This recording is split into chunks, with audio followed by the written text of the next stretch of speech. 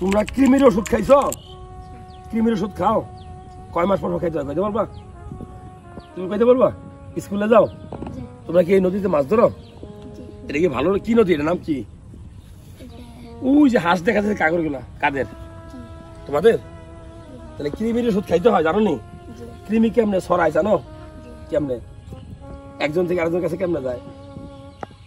যারা ভিডিও দেখছেন, আমরা বড়রাও কৃমির ওষুধ খাই না, আমরা এত ব্যাককলের ব্যাককল।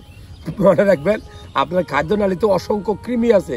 এই যে আপনি সারাদিন ডিম, মুরগি, পোলাও, মাংস, রোজ, আনার এত কিছু খাচ্ছেন, আপনার রক্তটা আপনার পেটের ভিতরে বসে থাকা পরজীবী কৃমি খাচ্ছে।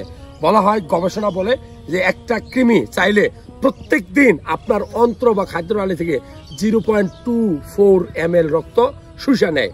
এখন কৃমির ওষুধ খাওয়া দরকার। আমি বলবো মেবেন্ডাজল গ্রুপের ওষুধ 100 মিলিগ্রাম আপনি সকালে একটা বিকাল একটা 3 দিন খাবেন। বড়দের 6 মাস পর পর, এরকম বাচ্চাদের 3 মাস পর পর।